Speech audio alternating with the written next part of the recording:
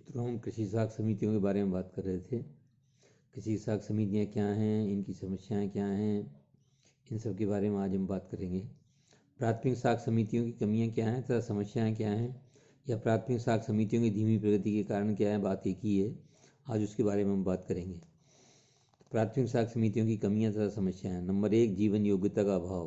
प्राथमिक कृषि साख समितियां सहकारी आंदोलन का आधार है, किंतु सदस्यों के गरीब होने व पूंजी के अभाव में ये समितियां सुदृढ़ आर्थिक इकाई के रूप में कार्य करने में असफल रही हैं।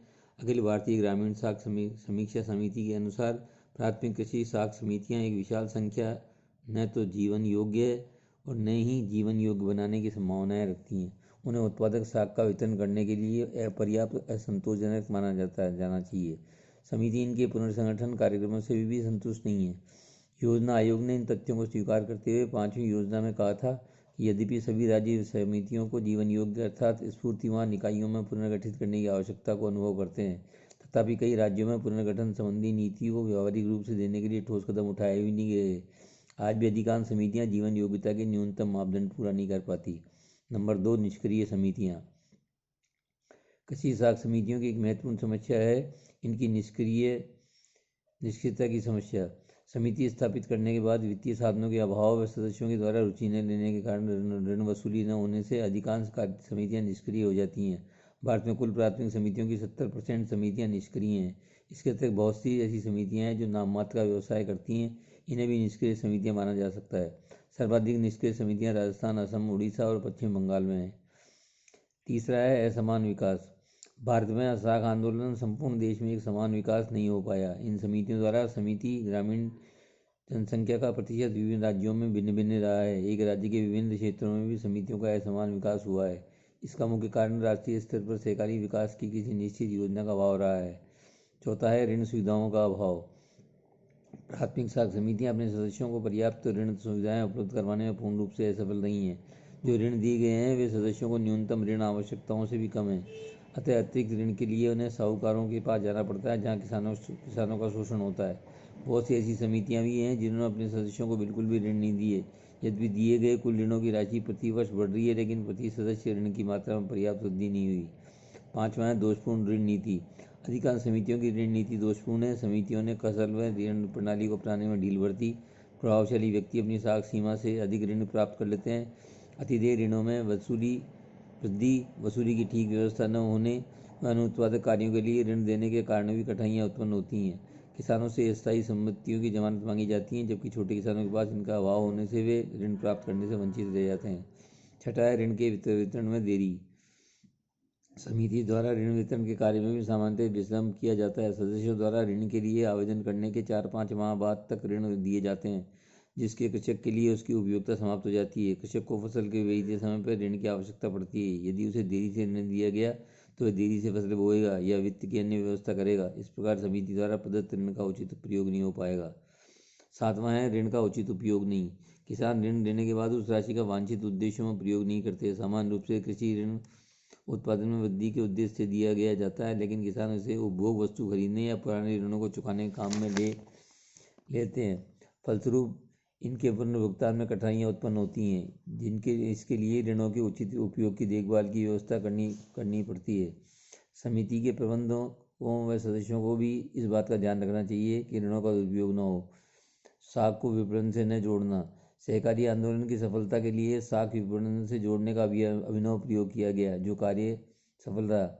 इसमें सहकारी साख समितियां सदस्यों को ऋण देती हैं तथा विपणन समितियां उनकी उपज का विक्रय करके साख समितियों को ऋण की राशि काटकर शेष राशि सदस्यों को देती है।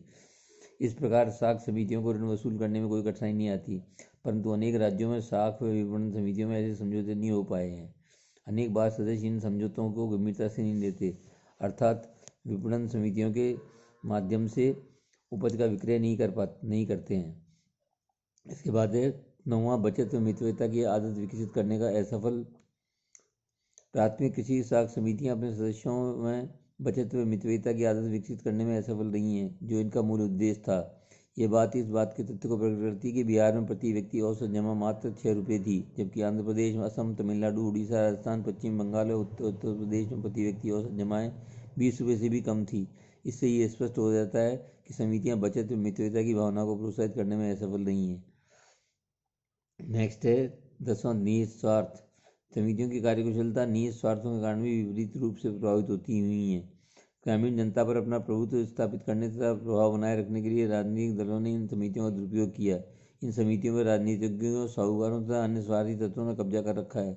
अखिल भारतीय ग्रामीण सर्वेक्षण समिति ने कहा कि अनेक मामलों में एक विशेष गुट द्वारा सहकारी संस्थाओं पर प्रभुत्व का होने का कारण पश्चिम अन्य गुटों के व्यक्तियों को सदस्यता एवं साख देने से इनकारी है। ये बात प्राथमिक स्तर पर विशेष रूप से सही है।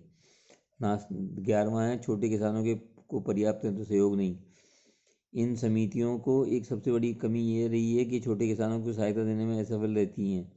ग्रामीण साख समीक्षा समिति ने कहा है कि हमारे द्वारा दिए गए अनुसंधानों और अन्य स्रोतों से भी यह पता लग चलता है कि किसानों के कमजोर वर्ग को सहकारी साख का एक अत्यंत सीमित भाग ही मिल पाता है।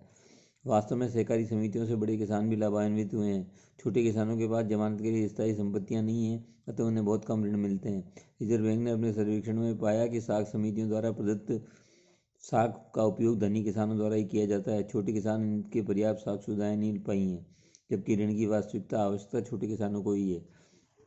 12वां है अकुशल प्रबंध। प्राथमिक समितियों की सबसे बड़ी कमी है कि इनकी प्रबंध व्यवस्था ठीक नहीं है। ग्रामीण क्षेत्रों में अशिक्षा के कारण सदस्य सहकारी सिद्धांतों से परिचित नहीं है। समितियों की आर्थिक स्थिति सुदृढ़ न होने के कारण ये वैधानिक प्रबंध व सचिव रखने में असफल रहती हैं। अवैतनिक प्रबंधक इन कार्यों में विशेष रुचि नहीं लेते। वे योग्य व अच्छे प्रबंधकों को आकर्षित करने में असफल रही हैं, क्योंकि ये अच्छे वेतन देने में असमर्थ हैं। इसके बाद है 13वां राजनीतिक हस्तक्षेप। सत्तारूढ़ दल अपने राजनीतिक हितों की पूर्ति के लिए प्राथमिक समितियों के प्रबंध में अपने आदमी नियुक्त करवा लेते हैं। ये प्रबंधक अपने राजनीतिक दल के हित में समितियों का संचालन करते हैं। ये अपने सदस्यों को ऋण देते हैं, विरोधी विचारधारा वाले सदस्यों को ऋण नहीं दिया जाता। 14वां है विभिन्न संस्थाओं में समन्वय का अभाव। कृषकों को ऋण देने के लिए इन समितियों के अतिरिक्त अन्य संस्थाओं में कार्यशील हैं, लेकिन इनके कार्यों में उचित तालमेल नहीं है। कुछ किसान को तो 2 या 3 संस्थाओं से ऋण प्राप्त करने में सफल हो जाते हैं, जबकि कुछ किसान तो एक ही संस्था से ऋण नहीं मिल पाता। इस प्रकार छोटे व आवश्यकता वाले किसानों को ऋण से वंचित रह जाते हैं। 15वां है आंतरिक साधनों का अभाव। प्राथमिक समितियों के सदस्य गरीब होते हैं, अतः ये अधिक अंश नहीं खरीद पाते। इनके लाभ व संचित कोष भी बहुत कम होते हैं। इस प्रकार इन आंतरिक वित्तीय साधन बहुत कम होते हैं, अतः इन्हें केंद्रीय सहकारी बैंकों द्वारा प्रदत्त सहायता पर निर्भर रहना पड़ता है। अनेक बार समय पर वित्त न मिलने या पर्याप्त ऋण न मिलने के कारण ये सदस्य अपने सदस्यों को ऋण उपलब्ध कराने में असमर्थ रहती हैं। ऊंची ब्याज दरें। प्राथमिक समितियां अपने सदस्यों को सस्ती साख उपलब्ध करवाने में असमर्थ नहीं हैं, जबकि किसानों को सस्ते व आसान ऋण की आवश्यकता होती है। यद्यपि नाबार्ड ने इन्हें ऋण देने के लिए सस्ती ब्याज दर पर धन उपलब्ध करवाता है, किंतु प्रशासनिक व्यवसायों की अधिकता से व अकुशलता के कारण ये सस्ती साख उपलब्ध नहीं करा पाई हैं। इसके बाद है 17वां सहकारिता की भावना का अभाव। ग्रामीण जनता में वास्तविक सहकारिता की भावना का अभाव रहा है। इन समितियों को सदस्य अपनी समिति में न समझकर सरकारी समितियां समझते हैं। फलस्वरूप ये भावनात्मक रूप से समितियों से नहीं जुड़ पाते। इनका उद्देश्य सस्ते ऋण प्राप्त करना होता है, इसलिए सदस्यों में सहकारिता, सहयोग, उत्साह, सेवा, ईमानदारी व त्याग की भावना नहीं हो पाती। सहकारिता व सहयोग की भावना के अभाव में इनके विकास में रुकावट आई है। इसके बाद है अंकेक्षण व निरीक्षण में शिथिलता। प्राथमिक समितियों के निरीक्षण व अंकेक्षण में कार्यों में ढील बरती जाती है। ये अपने लेखे समय पर तैयार नहीं कर पाती और न ही समय पर उनका अंकेक्षण हो पाता है। फलस्वरूप हिसाब किताब में गड़बड़ियाँ होती है, जिनका समय रहते ज्ञान नहीं हो पाता। इसी प्रकार उचित निरीक्षण की व्यवस्था के अभाव में समितियों में अनेक अनियमितता पाई गई है। 19वां है सरकार पर निर्भरता। ये समितियां वित्तीय साधनों के लिए सरकार पर निर्भर रहती हैं, जिनके पास स्वयं के साधन नहीं होते। यदि किसी वर्ष इन्हें पर्याप्त सहायता व ऋण मिल जाते हैं तो ये कार्य करने लगती हैं। जब कभी इन्हें ऋण नहीं मिल पाता तो ये शिथिल हो जाती हैं। इस प्रकार प्राथमिक समितियों का जीवन सरकारी सहायता पर निर्भर है। इससे समितियों में सरकारी हस्तक्षेप बढ़ने लगा है।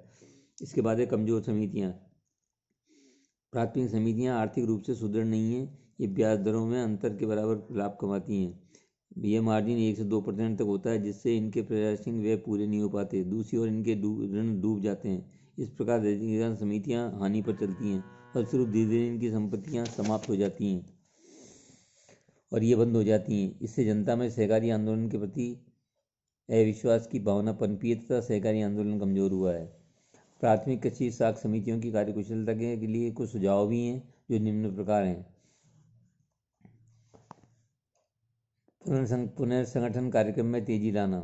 नंबर 1, सहकारी आंदोलन के आधार को मजबूत करने के लिए जीवन योग्यता के अभाव वाली समितियों को बंद करना होगा। इसके उद्देश्य के लिए साख समितियों के पुनर्गठन का कार्य प्रारंभ किया जा गया था। इससे कमजोर इकाइयों को मिलकर मजबूत आर्थिक इकाइयाँ गठित करने की व्यवस्था थी, लेकिन यह कार्यक्रम अभी तक पूर्ण नहीं हो पाया है। आज भी ऐसी समितियाँ हैं जो निष्क्रिय हैं तथा आर्थिक रूप से सक्षम नहीं हैं। अतः पुनर्गठन का कार्यक्रम को तेजी से लागू करना होगा। इसके लिए शीर्ष व केंद्रीय सहकारी बैंक का सहयोग लिया जा सकता है।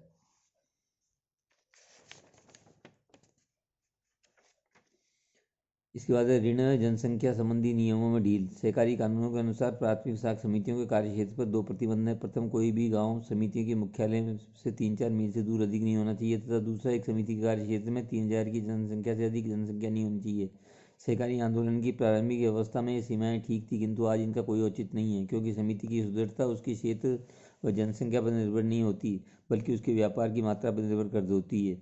किंतु साथ ही ये आवश्यक है कि समिति का कार्यक्षेत्र इतना व्यापक न हो कि समिति अपने सदस्यों की उचित सेवा करने में असमर्थ रहे। इस प्रकार समिति का कार्यक्षेत्र विभिन्न क्षेत्रों में भिन्न भिन्न हो सकता है। अतः क्षेत्र का जनसंख्या संबंधी नियमों में ढील दी जानी चाहिए।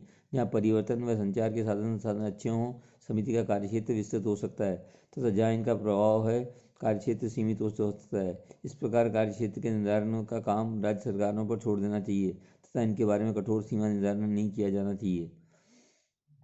इसके बाद है समितियों को ग्रामीण बैंकों के रूप में विकसित करना। नंबर 3, अखिल भारतीय ग्रामीण साख सर्वेक्षण समिति ने सुझाव दिया कि प्राथमिक साख समितियों को ग्रामीण बैंकों के रूप में विकसित किया जाना चाहिए। इससे समिति विभिन्न प्रकार की जमाओं को आकर्षित करने में सफल होंगी। साथ ही ये किसानों के अतिरिक्त अन्य कमजोर वर्गों के लोगों को भी विभिन्न उद्देश्यों के ऋण की सेवाएं उपलब्ध करा सकेंगी। इन समितियों को सीधे नाबार्ड के नियंत्रण में कार्य करना चाहिए। इस प्रकार इनके व्यवसाय का विस्तार एवं विकास होगा तथा ये सुदृढ़ आर्थिक इकाई के रूप में कार्य कर सकेंगी। इसके बाद है जमाओं को गतिशील बनाने पर बल। इन समितियों द्वारा जमाओं को गतिशील बनाने पर कार्यक्रम को प्राथमिकता देना चाहिए। इसके साथ ही इन्हें सदस्यों में बचत व अभिनवता की आदत का विकास करना चाहिए। विगत वर्षों में ग्रामीण क्षेत्रों में आय बढ़ी है, अतः इस आय को एकत्रित कर उत्पादन कार्य में लगाने की आवश्यकता है। ग्रामीण साख समिति का यह सुझाव है कि समितियों की बचत व मित्रता को प्रोत्साहन देना चाहिए। इसके लिए सदस्यों को समझाया जा सकता है तथा इन्हें सभी प्रकार की बैंकिंग सुविधाएं उपलब्ध करानी चाहिए। इसके बाद है निजी कोष में वृद्धि करना। समितियों के स्वावलंबी बनाने के लिए यह कार्य आवश्यक है। निजी कोषों में वृद्धि की जाए, जिसके लिए इनके लिए सदस्यों को अतिरिक्त अंश खरीदने के लिए राजी किया जा सकता है। समिति के निजी कोषों में अंश पूंजी का योगदान सर्वाधिक होता है। ग्रामीण साख समिति का सुझाव है कि सदस्यों को दिए गए ऋणों के 20% के बराबर अंश खरीदने चाहिए, लेकिन छोटे किसानों को इसमें छूट दी जा सकती है। अंश के मूल्यों को किस्तों में भुगतान की सुविधा दी जानी चाहिए। बड़े किसानों को और अधिक अंश खरीदने के प्रेरित किया जाना चाहिए।